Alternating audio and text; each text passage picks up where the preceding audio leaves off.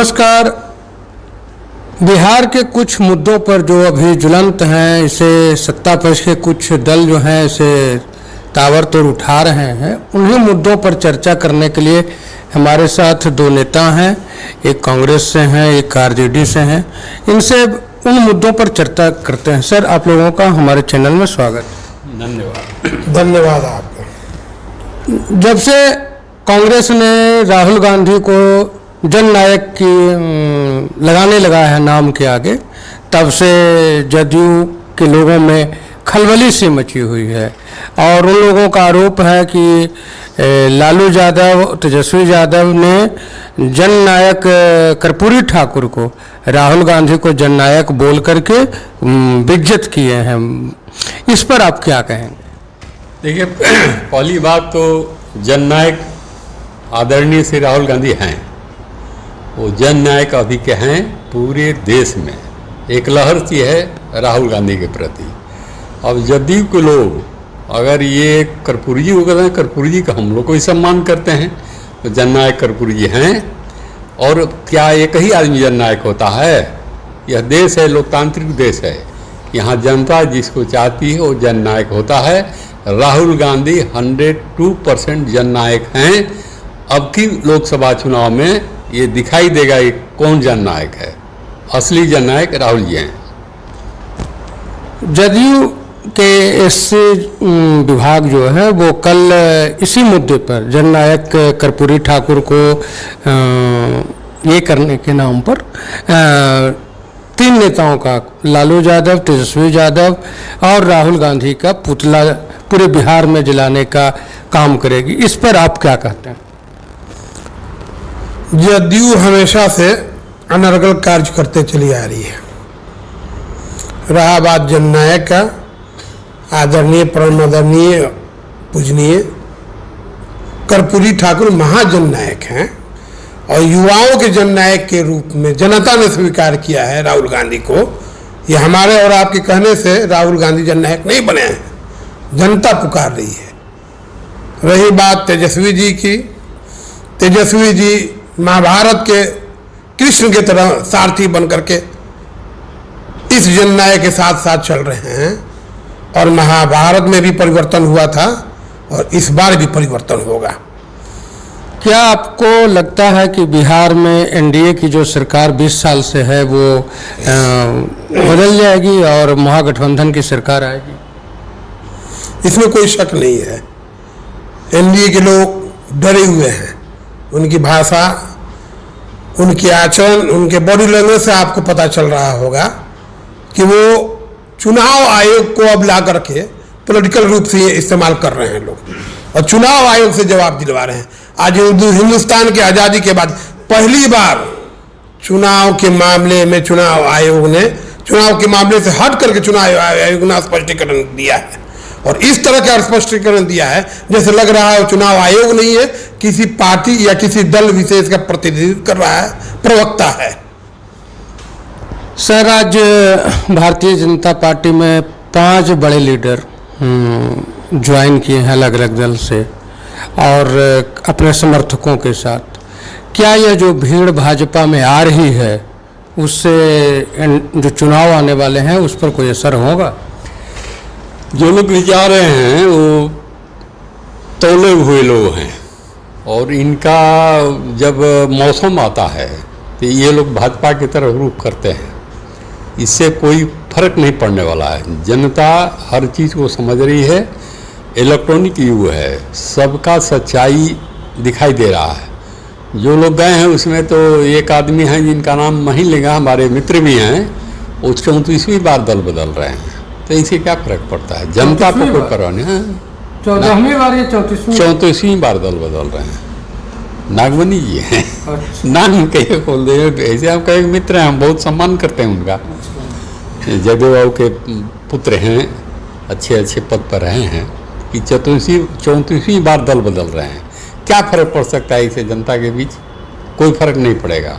हम लोग जहाँ हैं अस्थायी हैं, तटस्थ हैं, तटस्थ भी नहीं हैं, मुखर हैं। इस मुद्दे पर आप देखे होंगे मेरा भी आया था।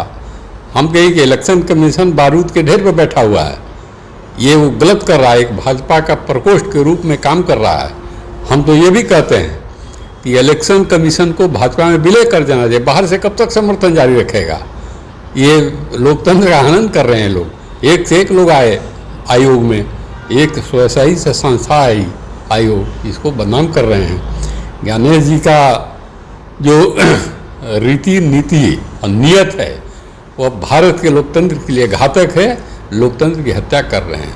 ये 5-6 लोग को आने जाने से राजनीति प्रभावित कांग्रेस की चाहे महागठबंधन की नहीं हो रही है।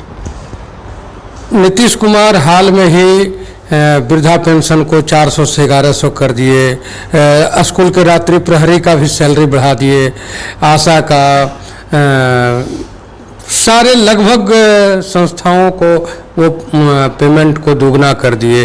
अभी हद तो तब हो गया कि जब वो जयप्रकाश के आंदोलनकारी जो मित्रगण रहे हैं उनके भी पेंशन को दोगुना कर दिए।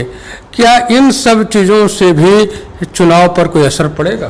कोई असर नहीं पड़ेगा। जब इनको एक चीज़ और की है, बिजली भी मुफ्त दे रहे हैं, 120 यूनिट शायद 125 यूनिट दे रहे हैं। तो ये 20 बरस से इस विधानसभा के अंदर बोले हैं कि मुफ्त बिजली नहीं देना चाहिए, रिकॉर्ड में है।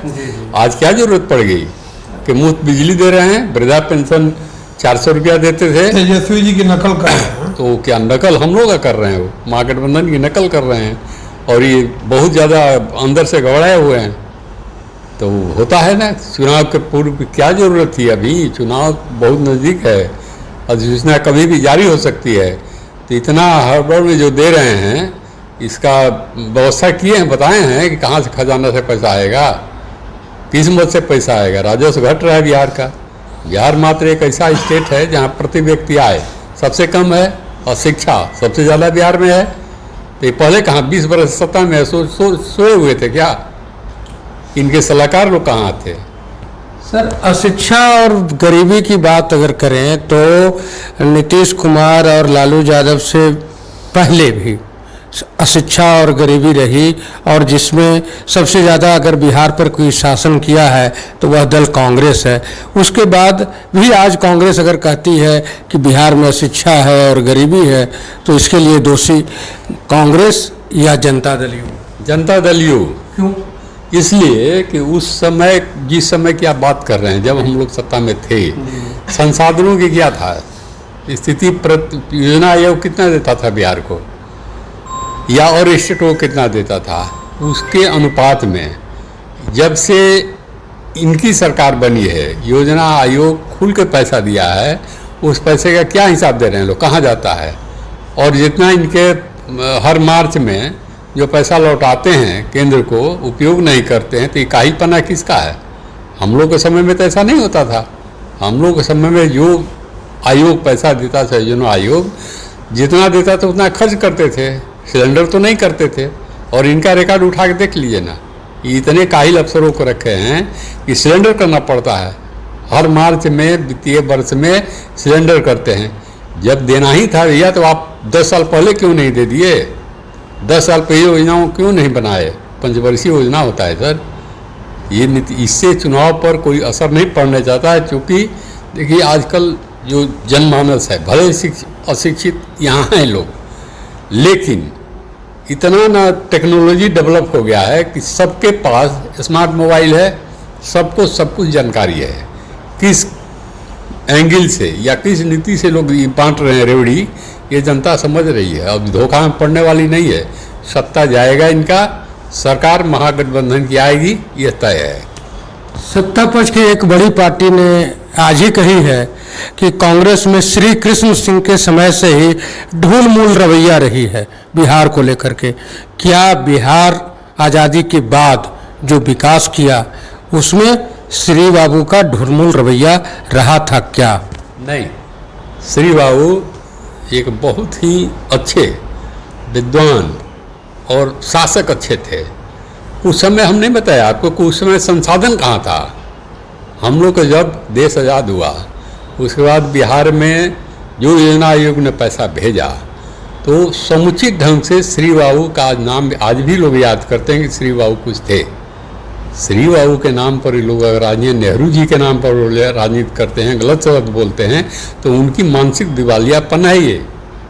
श्री बाबू का नाम आदर से हमेशा लिया गया है, नेहरू जी का नाम आदर से हमेशा लिया गया है, और ये सब बने महंत वो लोग देश के हम लोग के, उनके काम में ढुलमुल, ये कैसा आरोप है? या तो वो लोग विद्वता एकेडमी सरस्वती विहीन लोग हैं, ये कहते हैं श्री बाबू महान व्यक्ति थे, आज भी आदर से देश भर में नाम लिया जाता है, प्रथम मुख्यमंत्री थे, आज भी उनका नाम देश में इज्जत से लिया जाता है, लेना चाहिए, अगला पीढ़ी भी लेगी। सर फिर उनको भारत रत्न क्यों नहीं? ये तो राजनीतिक कारण हो सकता है, जो भी कहे, जो देने वाले लोग हैं या तो राजनीति से प्रभावित होते हैं, या श्री बाबू को हो सकता है कि वो लोग भारत रत्न के लायक नहीं समझते हैं, जो कमेटी है, हम तो समझते हैं। मैं तो डिमांड किया था इसके लिए, श्री बाबू की जयंती पर भी उनके प्रतिमा के समक्ष प्रेस वार्ता में हमने कहा कि श्री बाबू को भारत रत्न की उपाधि मिलनी चाहिए थी, और घोषणा किया जाता है जन्मदिन, तो वो अच्छी बात है। सर एक बिहार में ही नहीं, देश के जो प्रधानमंत्री हैं उन्होंने कहा कि हमने अल्पसंख्यकों को एक हाथ में कुरान और एक हाथ में लैपटॉप दिया है।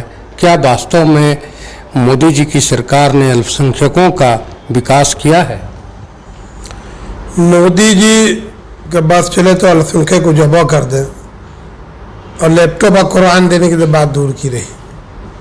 और उनके लोगों में खास करके अल्पसंख्यकों के प्रति जितना नफरत है इस देश में, शायद ही किसी दूसरे पार्टी में हो। रही बात, आपने प्रश्न किया था नीतीश जी के बारे में योजनाओं की, तो आजकल नीतीश जी नकलची छात्र हो चुके हैं। जो जो योजना माननीय तेजस्वी जी तैयार कर रहे हैं, बना रहे हैं, उन सारी योजनाओं को ये लागू कर रहे हैं, वो भी पूरी तरह से नहीं कर रहे हैं। अब 1100 कर दिए वृद्धा पेंशन और वृद्ध पेंशन को, जबकि हम 1500 देने के तेजस्वी जी ने घोषणा किया है, और हमने 200 यूनिट बिजली मुफ्त देने की बात की है, तो वो 125 यूनिट माफ करते हैं। इसी तरह और सारी भी योजनाएं हैं जो तेजस्वी जी की योजनाएं हैं, जिसको वो नकल कर रहे हैं, जबकि नकल ही करना है तो पूरी तरह से स्पष्ट कर रहे हैं। नकलची छात्र जब बन रहे हैं नीतीश जी, तो बढ़िया से बने। अभी हाल में आरजेडी का एक कार्यक्रम हुआ था बापू सभागार में, और आपके प्रदेश अध्यक्ष ने कहा था कि लालू यादव ने जो भूरा बाल साफ करने की बात कही थी वो आज भी औचित्यपूर्ण है। अब क्या जिन लोगों को भूरा बाल कहा जा रहा है उनके वोट महागठबंधन को नहीं चाहिए, या फिर वो बिहार के नागरिक नहीं हैं? इस तरह की कोई बात नहीं है, ये गलत मनगढ़ंत बात बताई जा रही है, समझ रहे ना। कभी भी भूरा बाल नाम नहीं लिया गया है माननीय आदरणीय लालू जी के माध्यम से या हमारे किसी पार्टी की तरफ से। और आपको बता देना चाहते हैं, ये लोग बहुत परेशान हैं कि आज की तिथि में हम सबसे ज़्यादा सक्रिय हैं उच्च जाति में, और सबसे ज़्यादा वोट हमको उच्च जाति से भी मिलने जा रहा है। आज हमारे एमएलसी हैं उच्च जाति के, आज हमारे राज्यसभा सांसद हैं उच्च जाति से, तो इसलिए अब उन लोगों में बुखलाहट है कि अरे ये तो हमारे वोट में अपसेंट लगा रहे हैं, इसलिए अब उल्टा सीधा बात, बुरा बाल वगैरह की बात को उखाड़ रहा है लोग, और मनगढ़ंत करके अपने तरफ से बना करके पेश करना चाह रहा है, दिग्भ्रमित करना चाह रहा है जनता को, और जनता होशियार है, दिग्भ्रमित नहीं होने वाली है। सर आप लोगों ने जो समय दिया उसके लिए धन्यवाद। थैंक यू, बहुत शुक्रिया, आपने भी समय दिया हम लोगों को।